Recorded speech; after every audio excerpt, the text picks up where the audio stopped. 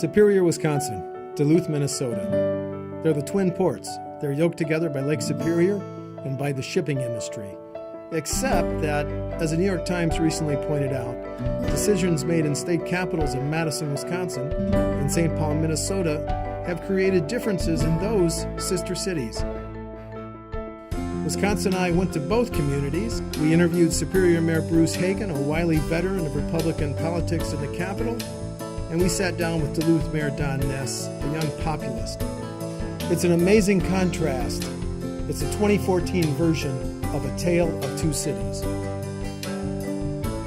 So I want to thank the Mayor of Superior, Bruce Hagen, for taking a few minutes here in Madison on Superior Days to talk to Wisconsinite. Mr. Mayor, nice to see you again. Thank you for having me. You're an old Capitol hand you. as former Chief of Staff to Governor Thompson. You. I want to thank the Mayor of Duluth, Don Ness, for talking to Wisconsinite in his office. Thank you, sir, for making time. Oh, my pleasure. What are the top priorities of your city? What are you down here lobbying for, just quickly? Well, Highway 2, the expansion of Highway 2 to 4-lane, that's a priority for northwest Wisconsin. The 0.5% sales tax for county roads, if you will. Those are the two major ones, and there's a couple others too. But as far as the city is concerned, we're going to be talking about shared revenue and payment for municipal services, which have been frozen or cut back dramatically for all municipalities across Wisconsin, and it is not in the biennial budget or the bill, the operating budget, I should say. So we want to forward that message. How would you describe the relationship between Duluth and Superior, Mayor Ness?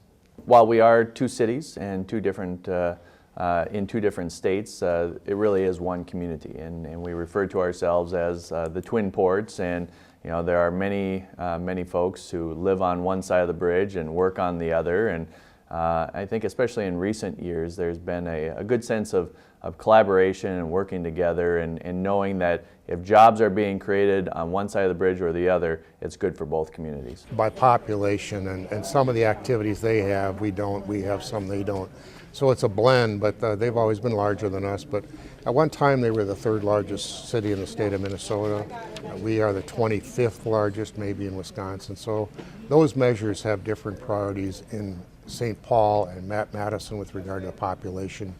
But we've always, there's been discussion about we don't get along, but that's not the case. I'm sure in some eras, some periods, sometimes the two cities didn't get along on certain issues. But as I mentioned, if I have an opportunity in Superior that it doesn't fit, I'll call Mayor Ness, and he will call me if they don't have an opportunity.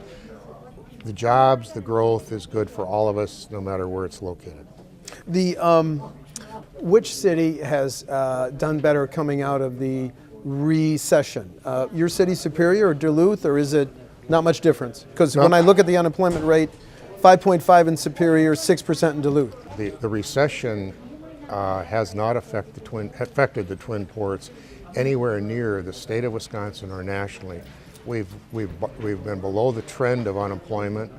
Our product lines, manufacturing and shipping, have dipped a little bit because of the world economy, but all in all, the recession has not hurt us as bad as most areas of the country.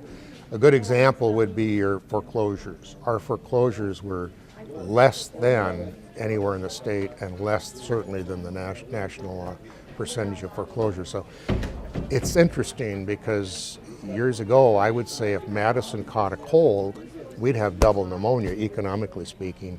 This particular recession has not been as dramatic or drastic as we've seen elsewhere in Wisconsin or Minnesota or the nation. For the city of Duluth, we're more of a service-oriented economy. We have higher education and healthcare are kind of the core. We also have a very large aviation industry in the city of Duluth with Cirrus Aviation, as well as a major airline maintenance operation called AAR, have 300 jobs up at the airport.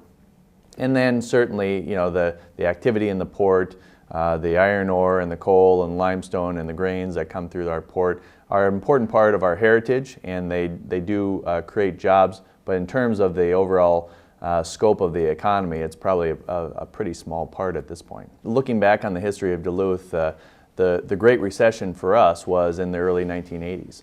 And at that time, Duluth was recognized by the federal government as one of the 10 most distressed cities in the nation.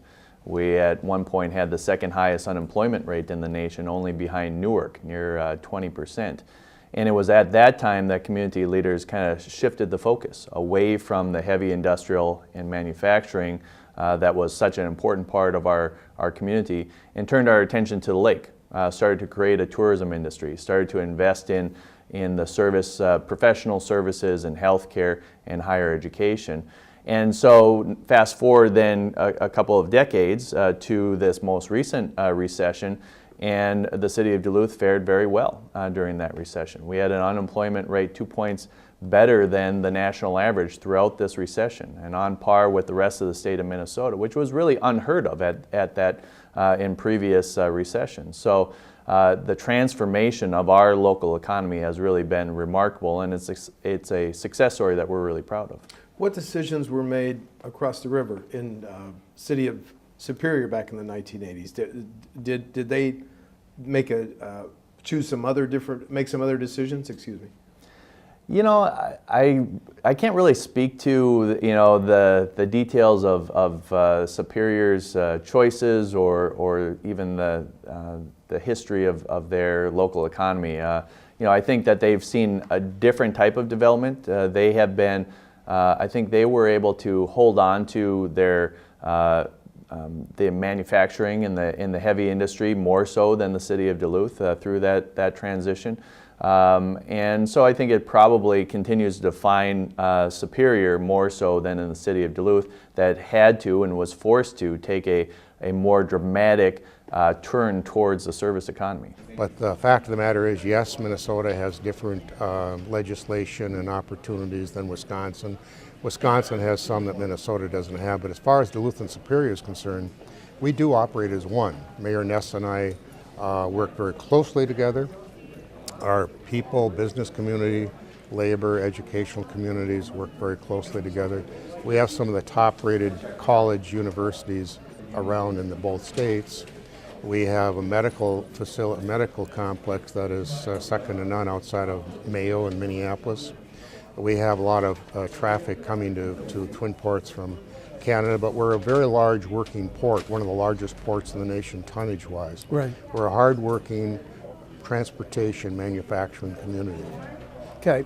Well, you're called the Twin Ports. Does Right. that mean the anchor of the economy in that metro area is ports and shipping, Bruce?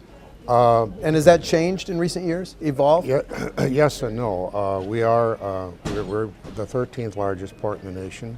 We've always been a transportation community, both Duluth and Superior, both water and rail and road.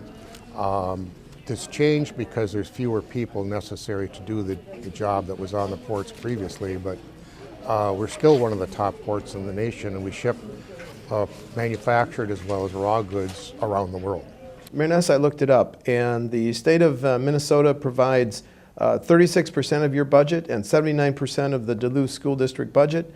It provides 20% of the City of Superior operating budget and 55% of the City of Superior School District budget.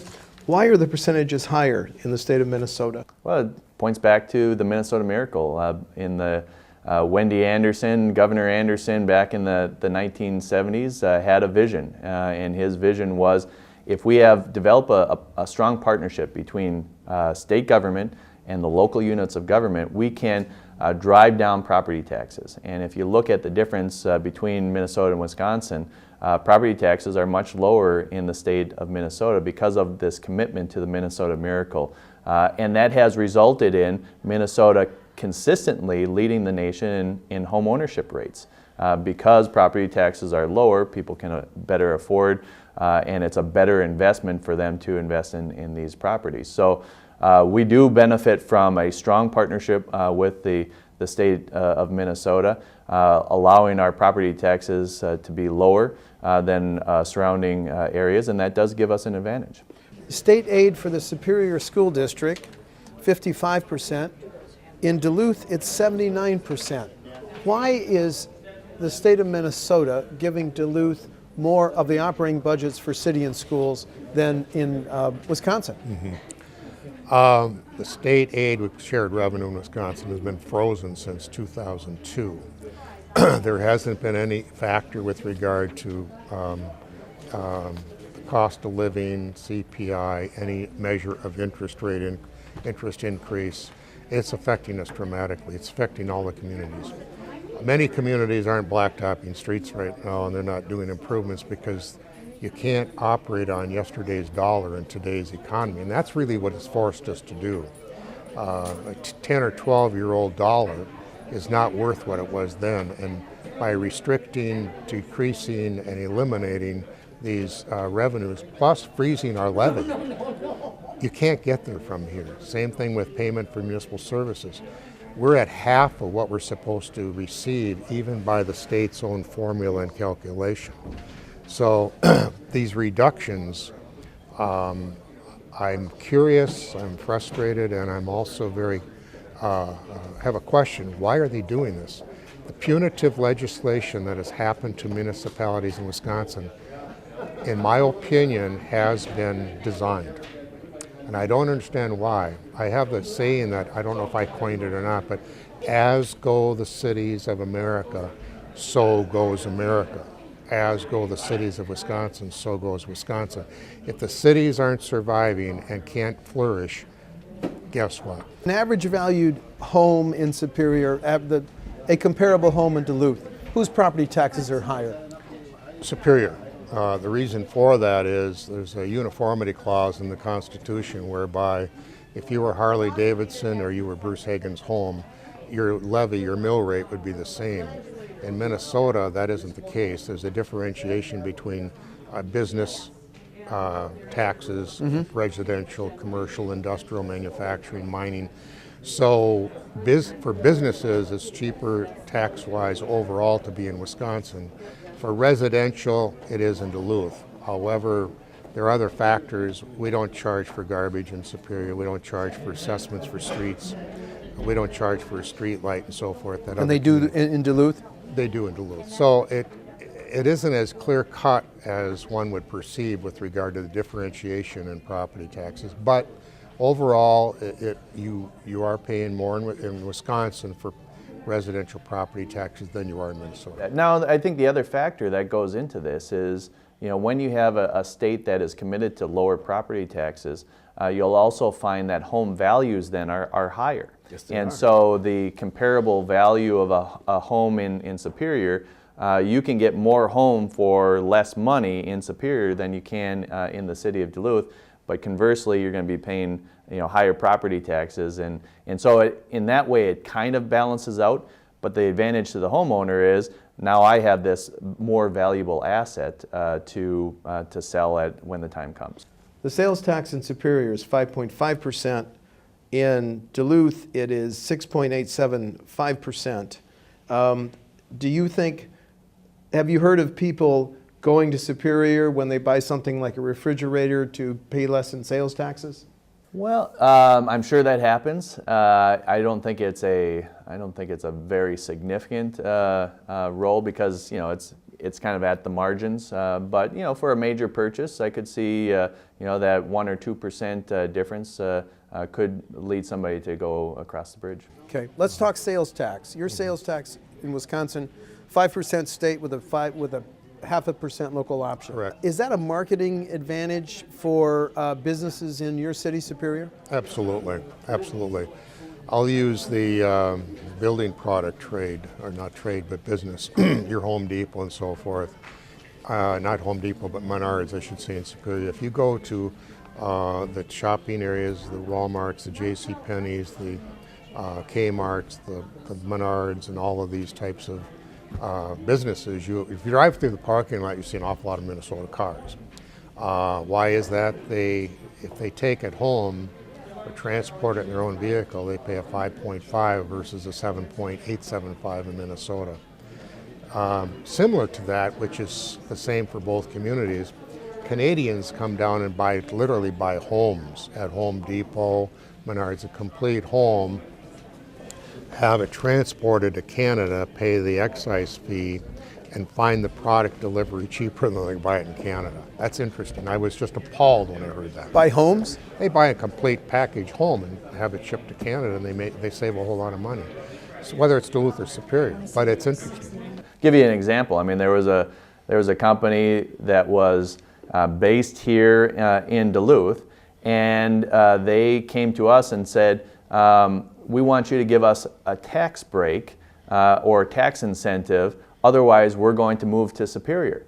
And we said, that's fine, you can make a decision to move to Superior, but we're not going to offer you anything. And you know, there's always the political risk on that front of saying, well, you let this company leave the city of Duluth and go to Superior, and so you know your numbers are going to look different. But in my mind, that decision can be made, and they can move to the city of Superior and still have residents of Duluth work for that company. But what I don't want to do is get into a bidding war or find myself in a position that any existing company, either in Superior or Duluth, can start pitting our communities against one another and essentially holding us up for blackmail to, you know, keep the status quo by giving them more public resources. You got to avoid that, and it takes real discipline. And because every politician would love to hold up, you know, saying, hey, we brought these jobs to my community or across the bridge, and my numbers will look better because I brought those jobs. But it's not a good use of public resources, and more importantly, if we can be consistent with that message, it tells every other business in our state not to play, or in our city not to play that sort of game. All cities are competing for new employers and for their current employers to stay and expand. Right. What's your marketing pitch for a prospective employer in Superior? What do you say? And do you say, how do you say, come to Superior and not Duluth, sir? Or do you not say that? First of all, we're very aggressive. And I mean that in a kind way. We're very aggressive with regard to our timeline to give you an answer, whether we can help you or not. Once we know what the criteria is, the benefit, and the incentives that we may be able to offer, we're very quick in making a decision. And I can give you different examples of that. Caterpillar, for instance. Had we not performed quickly, we would have lost them to someplace in southern Minnesota. Calumet, the oil refinery. Enbridge, we work with them very closely. Amsoil, which is the world headquarters in Superior. And small businesses. We've gone out of our way to make sure that they can grow. First of all, that's our priority. Grow the local businesses, but also encourage and incentivize the larger companies that come in. What about personal income tax, higher in Minnesota vis-a-vis Wisconsin? You know, I don't know what the Wisconsin rate is, but generally speaking across the country, Minnesota does have a higher income tax rate than most states. But again, that was part of the Minnesota Miracle, that model which says we're going to have a slightly higher income tax rate and then conversely buy down the property taxes. And so folks, seniors on a fixed income, they're not making a lot of income, but you know, if their property taxes are going up, they're going to have to figure out a way to address that. So in the state of Minnesota, those that are making the income are contributing more into the state coffers. The state then uses those to pay down the property taxes, which benefits those on fixed income. The persons in poverty, the latest stats from the Bureau of Labor Statistics, 13% in Superior, 16% in Duluth. Is that any big difference, Mayor? We both struggle with that. We'd like to see that improve dramatically, greatly. One of the problems with that is funding for these types of programs have decreased like everything else. But both Duluth and Superior also have, it's somewhat related. We have a housing crisis. We both have old housing stock because of the nature of what we are, where we are, and how old we are. Yes. That's probably the biggest crisis we have in Superior, and I know Don Ness has it in Duluth. Young professional housing is absent. Starter homes, new development areas for residential, and it's a problem. When you bring jobs to the communities and there's not enough housing to accommodate what they're looking for, you have a problem. You're in your second term, and you've been watching the decisions made in Madison, specifically what's known as Act 10, which all but eliminated collective bargaining by public employees. Do you think that was wise policy for the state of Wisconsin to adopt? Well, I don't, and I'm a moderate. I'm a Democrat, but I'm a moderate. I govern from center left, and in my first couple of years as mayor in 2008 and 2009, we were faced with some very difficult budgetary decisions, and I had to kind of take some hard lines with our unions and find those cost savings. But we did so in a respectful way. We did so with an eye towards finding a solution rather than driving kind of an ideological approach to these issues. And I think that allowed us to come out of those dire years with a better sense of community. Mm-hmm. And yes, we were able to solve the problems because we made those difficult decisions, but we didn't burn bridges in the meantime. And I think both in Minnesota and in Wisconsin, we've seen both parties in power in both states. And so I think it's all the more important that leaders in our states have a more collaborative approach, that govern from the middle, that find ways that they're saying, we're going to take the long-term view of how we move this state forward, rather than getting ourselves into this wild back and forth of one party goes too far, the voters punish them and bring in the other party, and then that party goes too far. If you govern from the middle, that's going to be best for the residents of this area, provide additional stability, and focus on the real problems facing our states, and not spend all this time and energy on useless partisan and ideological battles. Do you think Act 10 in Wisconsin has given you any competitive advantage? Well, I mean, I think marketing to unions, does it make Duluth more appealing to anybody because of the Act 10 decision, sir? Well, maybe at the margins. I think there were clearly some residents in the Twin Ports who were so upset with the decision that they said, I don't want my tax dollars going to this state, and they moved over to the city of Duluth. I think there are some in terms of, I'm a public school teacher, and I would rather be working for the Duluth School District rather than Superior because of some of the policy decisions made at a state level. But I don't think it's been a dramatic change or a dramatic impact in terms of the relationship between our two communities.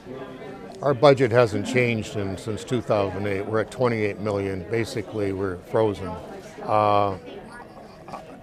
Actually, Act 10 made it possible.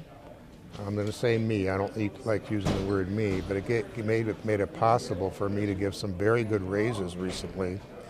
Some adjustments in classifications, some adjustments to some executive level positions, and it allows me to go out and help people.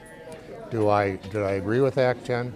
No, but I can tell you that I just gave 2% retroactive to all employees who haven't had a raise in 3 years. I gave a 2% forward moving in 2014. I'm going to do the COLA or 2%, whichever is greater, in 15.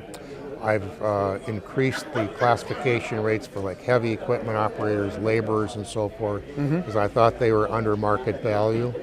I've also done that for some executive positions. And the unions, if you will, have said that they came out better than they would have if they negotiated. But that's me. I believe in people. I believe you need to work with people. I believe you have to embrace the people, because we need them more than they need me. So I'm very, very active with regard to making sure over the next 3 years our people are at market level compared to both public and private sector. So Act 10 has given you flexibility as mayor that you did not have previously? I think it did.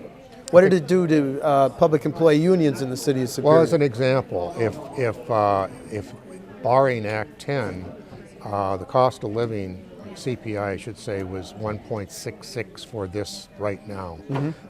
That's all I could have given them. That's it. I gave them 2% plus a lot of classification bumps with regard to wage rate increases. I gave them 2% back, which payable in 2014, but goes back to 13. I couldn't give that to them at 13. I would have violated the contract. Okay. So I worked my way around that, and I'm going to be moving what I call phase 2. All classifications will be reviewed and adjustments will be made in accordance with that, so that right now, prior to what we just did, the city employees were between 15 and 32% behind market value. My goal, which sounds like a negative, is to get everybody a maximum of 10% behind market value by 2017, which is going to raise all ships.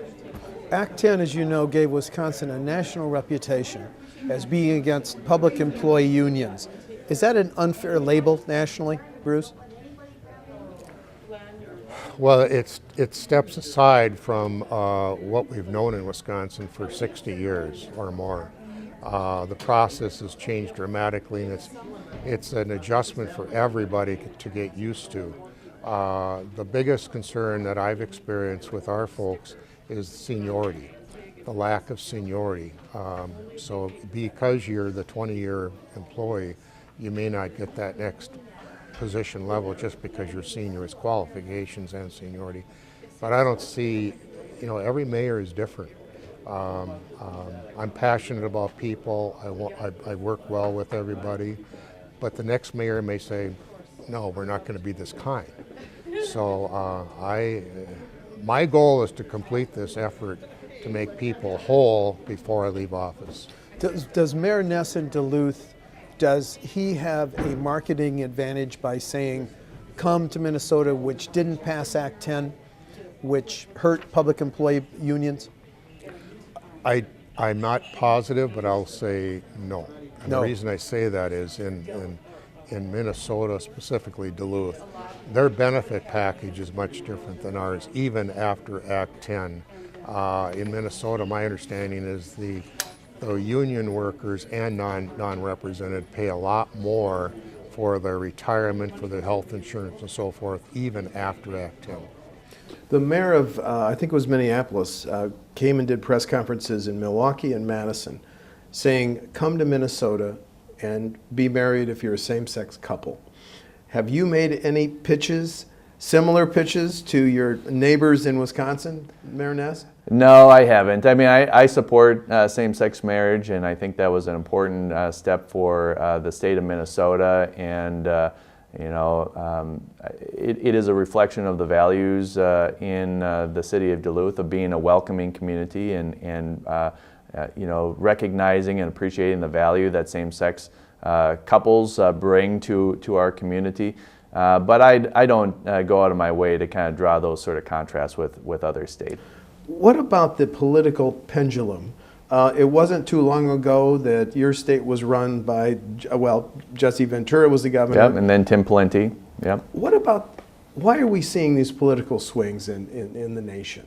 Well, I really do think that there is, and especially in the states like Minnesota and Wisconsin, you have more influence given to moderates and independents because they're purple states. They're kind of split down the middle. And so where the independents are and the moderates are going to determine who holds control of the state legislature and who holds the governor's seat. And I think both parties in both states make the mistake of retreating to their base and thinking that the way to win elections is to pander to more narrow spectrums from the base and then try to work from that point and try to then get the moderates as an afterthought.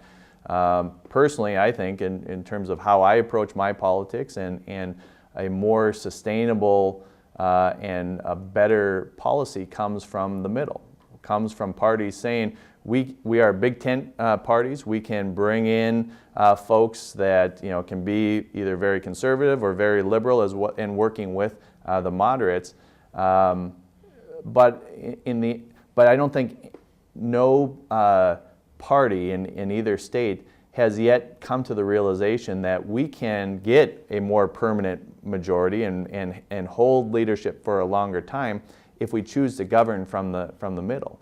And I think the Democrats in Minnesota right now are doing probably a better job of that than we've seen in either state for quite some time. Okay. But there's always the risk of then kind of going back and playing the politics to the base as they're looking to the next election, and then having the voters of the state of Minnesota saying, you know what we want are kind of the either center left or center right politics, and you keep giving us the politics that we have to choose one extreme over the other. Have you just said, given less state aid to communities like yours, was it not wise for Governor Walker and legislators last year to cut income taxes? You'd rather have seen that money go to increase state aid to cities like yours? Absolutely. I don't think cutting income taxes does a thing for increasing the ability of communities, because first of all, we have a levy freeze. And secondly, state aid, shared revenue and payment for municipal services has decreased. So you've got decreasing revenues, a frozen levy, and we're operating in a 2008 budget of $28 million, which has not changed. I'm not sure if the recent, in the past 2 years, changes in the politics have created huge differences in our two communities. The status of both Duluth and Superior are more a reflection of 60 years of economics and many decisions made at both the local level as well as the state level. And, there's no question that decisions made in our state capitals have a dramatic effect on our communities, but I don't think there's that very quick reaction to the decisions. It's more of an evolution. And so yes, the decisions made there will change the evolution of our communities, but I don't think it happens so quickly. And I think what we've seen in both states is that while there are decisions being made at the capitals right now, 2 or 4 years from now, it could be held in other hands, and a lot of those decisions could be reversed. And so people that are removed from the Capitol don't often make life-altering decisions based on what's happening right now. They may make those changes, and we might see true movement over time at a macro level over a course of a decade, but it's not going to be in reaction to any one decision. Talk about mining. The emergence of mining is an issue in northern Wisconsin. Has that divided the two communities of Duluth and Superior, or because Minnesota relies on iron range mining, it just made it a level playing field? It hasn't divided us at all. Do you support it? I do. Okay. We are known for our natural resources that we ship. The workforce in Superior, Duluth, the entire area has historically been off of hard-working people, hard-working labor, producing the goods that are necessary for not just the nation but the world. I understand the concerns, but I think in today's technology and today's practices, the environmental controls, it's safer than it's not. It's safer. And we can't deny the fact that we are what we are, where we are, because of what we do. And mining has been a huge component. Forestry, mining, and shipping in general has been a huge component of the success of the Duluth Superior market area. The tone of the New York Times piece said, "Tale of two cities going their separate ways politically." Not true? Not true at all. The cities of Duluth and Superior are and will remain one happy family?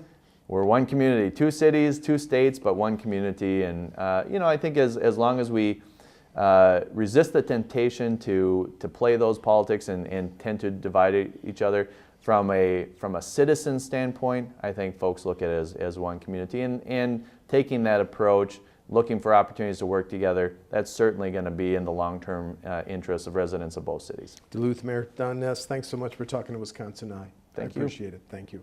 Okay. Bruce Hagen, Mayor of Superior, thanks so much for Thank you, Steve. taking time from Superior Days lobbying effort to talk to Wisconsin Eye. Thank you so much. Thank you.